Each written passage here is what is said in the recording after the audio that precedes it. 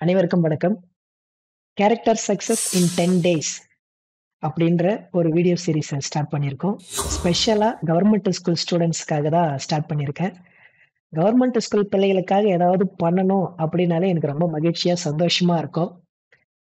ஏற்கனவே நம்ம 22 days spoken English videos for government school ஸ்டூடெண்ட்ஸ்னு ஸ்டார்ட் பண்ணி அந்த சீரிஸை கம்ப்ளீட் பண்ணியிருக்கோம். அதுல இருந்து நிறைய சக்ஸஸ்ஃபுல் ஃபீட்பேக்ஸு, மாணவர்கள் நிறைய சார் ரொம்ப எளிமையா இருந்தது. ஆனா இப்ப என்னால நிறைய ஆங்கிலம் எளிமையா பேச முடியுது சார், ரொம்ப நன்றி அப்படின்னு அவர்கள் கொடுக்கிற அந்த கமெண்ட் தான் என்ன இந்த சீரியஸ் தொடங்க வச்சது.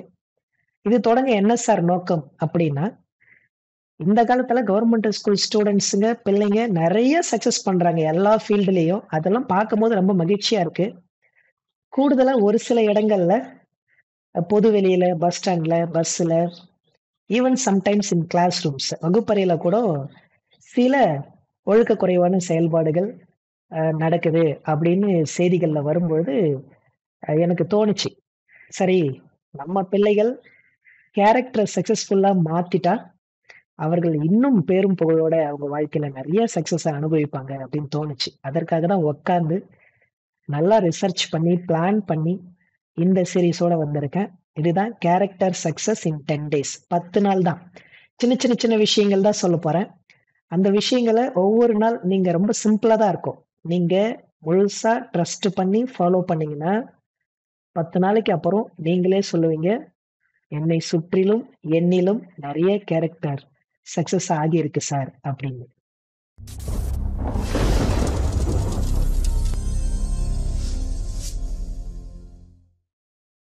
சரி வாங்க, இன்னைக்கு டே 1.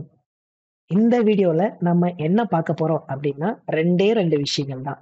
Respecting and accepting. என்ன சார் அப்படின்னா, ரெஸ்பெக்டிங், நீங்க ஸ்கூல்ல இருக்கிற பிள்ளைகளா இருந்தா நீங்க ஃபர்ஸ்ட் ரெஸ்பெக்ட் கொடுக்க வேண்டிய நபர் யாருன்னா நம்முடைய ஆசிரியர்கள். வீட்ல வெளியில யாருக்கு ரெஸ்பெக்ட் கொடுக்கணும்னா நம்மை விட வயதுல பெரியவங்க, நம்ம அப்பா அம்மா, தாத்தா பாட்டி, நம்மளுடைய சகோதரர்கள். இதுதான் பண்ண போறோம். அக்செப்டிங்னா என்ன? நாம தெரிஞ்சோ தெரியாமலேயோ ஏதாவது தவறு செஞ்சிருந்தா மத்தவங்க அதை கண்டுபிடிச்சு கேட்பதற்கு முன்னாடி நாமளே சாரி கேட்டணும். அவ்வளவுதான், சிம்பிள் விஷயம். இதை எப்படி சார் பண்றது? ரொம்ப சிம்பிள். நம்ம எல்லாருக்குள்ளயும் ஒரு மிகப்பெரிய பவர் இருக்கு. ஆமாங்க, நம்புங்க.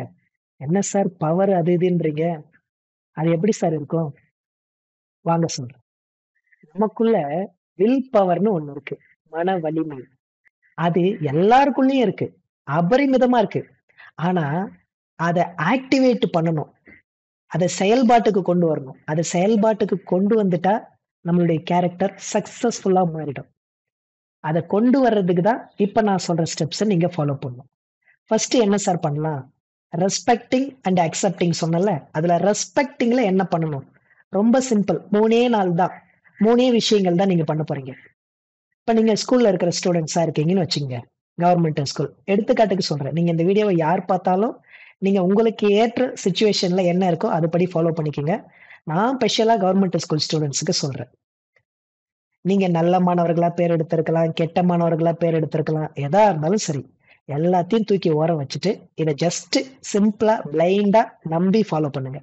இப்ப ஃபர்ஸ்ட் டே உங்க டீச்சர், உங்க கிளாஸுக்கு வர, உங்க சப்ஜெக்டுக்கு வர டீச்சர் உங்க ஸ்கூல் என்ட்ரன்ஸ்ல உள்ள வராங்க காலையில.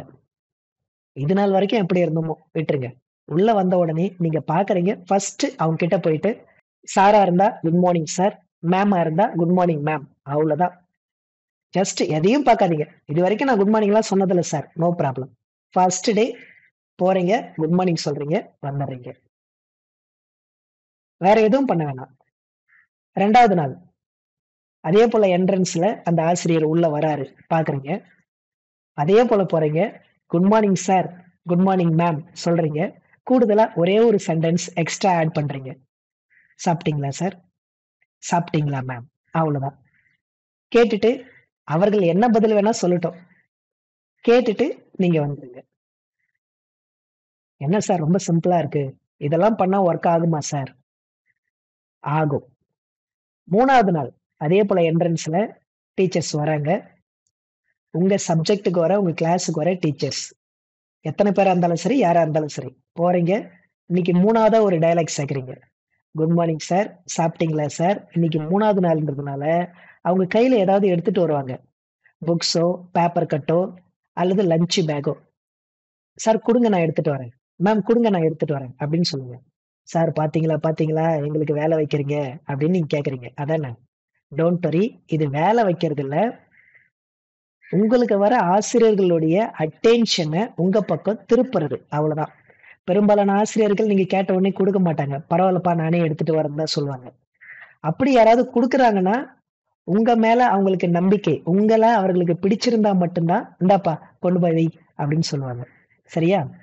இது வேலைன்னு இல்ல. நீங்க வேலை செய்யவும் தேவையில்ல. ஜஸ்ட் அடிஷனலா ஒரு வார்த்தைய சேர்க்கிறீங்க. இப்படி சேர்த்துட்டீங்கன்னா என்ன ஆகும்னா, மற்றவர்களுடைய கவனத்த நம்ம பக்கம் திருப்ப ஆரம்பிக்கிறோம்னு அர்த்தம். சிம்பிளா 3 நாள் தான் பண்றோம். ஆனா, கவனத்த திருப்புறோம். நல்லா யோசிச்சு பாருங்க. இன்னைக்கு இந்த வேர்ல்டுல ஃபேமஸ் ஆயிருக்கிற எல்லாரும் என்ன பண்ணியிருப்பாங்கன்னா, இந்த உலகத்தினுடைய கவனத்த அவர்களை நோக்கி ஈர்த்திருப்பாங்க. இப்ப ஈர்ப்பதற்கு அவர்கள் ஏதாவது ஒரு வகையில் ஒரு ஹார்ட் ஒர்க் பண்ணி, அத வெற்றிகரமா மாற்றி இருப்பாங்க. அப்ப நாம என்ன சார் பண்ணணும்? இந்த 3 நாள் இந்த விஷயங்கள பண்ணுங்க. ஃபர்ஸ்ட் நம்மை சுற்றி இருக்கிற, நம்மள அடுத்த தளத்துக்கு எடுத்து போகக்கூடிய ஆசிரியர்களுடைய கவனத்த நம்ம பக்கம் திருப்புறோம். அவ்வளவுதான். Sir okay sir. 3 நாள் இது பண்றேன். அடுத்து என்ன சார் நடக்கும்? அடுத்து அந்த டீச்சர்ஸ் கிளாஸ்க்கு வருவாங்க. கிளாஸ்க்கு வரும்பொழுது இது நாள் வரைக்கும் இல்லாத ஒண்ண செய்வாங்க. பாடம் நடத்தும்போது பெரும்பாலும் படிக்கிற பசங்களையும், பதில் சொல்ற பசங்களையும் பார்த்து பாடம் நடத்திய அந்த ஆசிரியர், அந்த ஆசிரியை இனிமே உங்களை பார்த்தும் பாடம் நடத்த ஆரம்பிப்பாங்க. இதுதான் ஃபர்ஸ்ட் சக்சஸ். அவர்களுடைய கவனத்தை, அவர்களுடைய நல்ல நோக்கத்தை உங்களை நோக்கி திருப்பி இருக்கீங்க. திருப்பிட்டேன் சார். ஆமா சார். நீங்க சொல்றது நடக்குது சார். அடுத்து என்ன பண்ணணும்? இப்பதான் மிக முக்கியமான ஒண்ணு பண்ணணும். அக்செப்டிங். இந்த அக்செப்டிங்ல தான் நெறைய பேர் ஃபெயில் ஆயிடுவாங்க. அக்செப்டிங்னா என்ன சார்? ஒண்ணும் இல்ல. நமக்கு தெரிஞ்சோ, தெரியாமலேயோ நம்ம ஏதாவது தவறு செஞ்சிருந்தா, அடுத்தவங்க அத கண்டுபிடிச்சு கேட்பதற்கு முன்னாடி, நாமளே எந்திரிச்சு, "சார், சாரி சார். தெரியாம பண்ணிட்டேன். ஏதோ கவனக்குறைவுல நடந்துருச்சு. Sorry ma'am." அவ்வளவுதான். இந்த சாரின்ற ஒரு வார்த்தைய கேட்பதற்கு நெறைய பேரால முடியாது. ஆனா, இத கேட்க ஆரம்பிச்சுட்டோம். நாம செஞ்ச தவற நாமே ரியலைஸ் பண்ணி சாரி சொல்ல ஆரம்பிச்சுட்டோம்னா, அதற்கு பின்னாடி ஒரு மிகப்பெரிய மாற்றம், ஒரு மிகப்பெரிய பவர் உங்களுக்குள்ள ஸ்டார்ட் ஆக ஆரம்பிச்சுடும். சரிங்க சார். நீங்க சொல்றதெல்லாம் ரைட்டு தான். ஆனா, நான் ரொம்ப ஸ்கூல்ல ஒரு கெத்தா வாழ்ந்துட்டேன் சார். மாணவர்கள்லாம் என்ன ஒரு மாரி ஹீரோவா பார்க்குறாங்க. எல்லார் முன்னாடியும் நான் இதுவரைக்கும் யார்கிட்டயும் சாரிலாம் கேட்டதில்ல சார். நான் விட்டு குடுத்ததே இல்ல சார். நான் போய் எப்படி சார்? எப்படி சார் நான் விட்டு குடுக்குறது? எனக்கு அது முடியாது சார். அப்படின்னு நீங்க சொல்லுவீங்க. நீங்க யோசிப்பீங்க இல்லையா? இப்ப இதுக்கு இங்கிலீஷ்ல ஈகோ அண்ட் ஆட்டிட்யூட்ன்னு ஒரு டெர்ம் இருக்கு.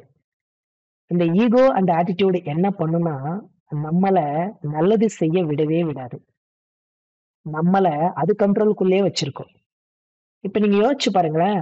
இவ்ளோ பண்ற நீங்க யார் கண்ட்ரோல்க்குள்ள இருக்கீங்க பாருங்க. ஈகோ அண்ட் ஆட்டிட்யூட் கண்ட்ரோலுக்குள்ள தான் நீங்க இருக்கீங்க. அப்படிங்களா சார் சொல்றீங்க? அப்ப என்ன சார் பண்றது?